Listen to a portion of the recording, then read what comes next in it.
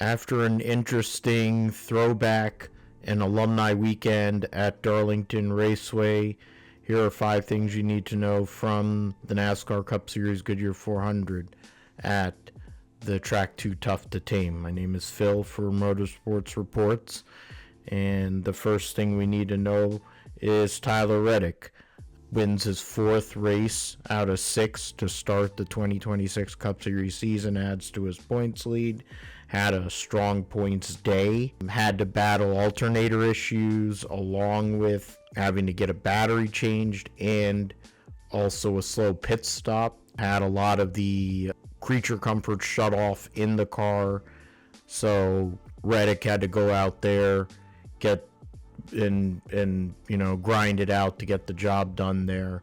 His 12th career victory, so his first at Darlington, joins Dale Earnhardt in 1987, Bill Elliott in 1992 as the only drivers to ever win 4 of the first 6 races. Earnhardt ended up going on to win that championship in 1987. Bill Elliott ended up finishing 10 points short of the championship to Alan Kowicki. So interesting to see what will happen with the 45 at 23:11. Was able to make the final pass after having contact with Chris Buescher on lap 242.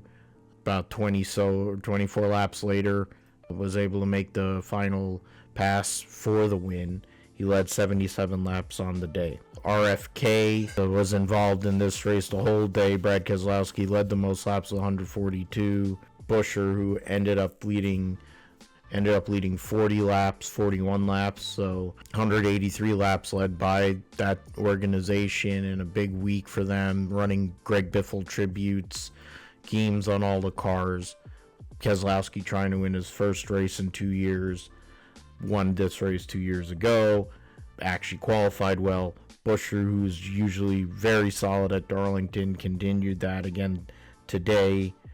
Preece ended up 13th, but had ran in the top 5 at times during the day. A great weekend for that organization. They also celebrated Jack Roush and were able to have kind of an alumni meetup at the organization there. So all the great drivers like Mark Martin, Carl Edwards, and other drivers from the past coming back to represent Jack Roush, the Cat in the Hat. Team Penske went out there, at least 2/3 of Team Penske, to go and get the top 5 finishes, showing that the rules package, which is something we'll mention here accordingly, might have played a part, because for both Ryan Blaney and especially for Austin Cindric, Darlington has not been the best place for them, but both of them end up getting top 5s on a day where there were some drivers that probably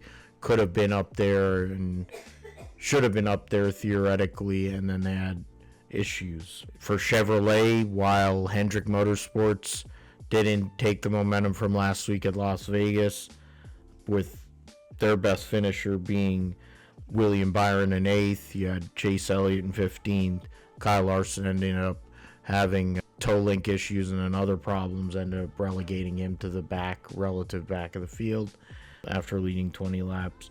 Spire Motorsports, their junior organization of sorts, ended up with 2 cars in the top 10. Carson Hocevar started from the back after having damage in qualifying, went and took that car, which was a Dale Earnhardt tribute with Chili's on the side, and brought it back all the way to 4th. Daniel Suarez, dealing with the drama between him and Ross Chastain, went out there, finished 7th after starting 11th, continuing a strong start to the year for him.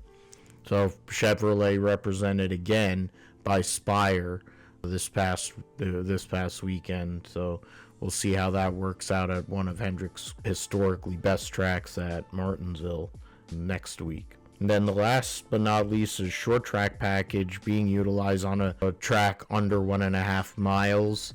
They've expanded the amount of racetracks they're using it at, so it seems like there's a little more drivability, way less downforce, and it allowed for some comers and goers.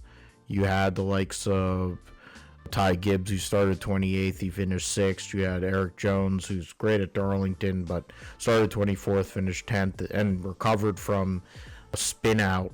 Chase Briscoe had issues late in the race, but was running up front. Ended up finishing 12th after starting 23rd.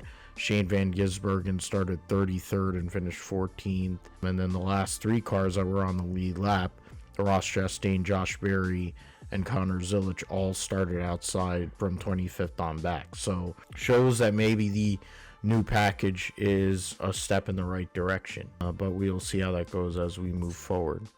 For all your NASCAR and IndyCar news, stay here with the Motorsports Reports, and also tune into the Grip Strip podcast that I do with my co-host Josh on all podcast platforms.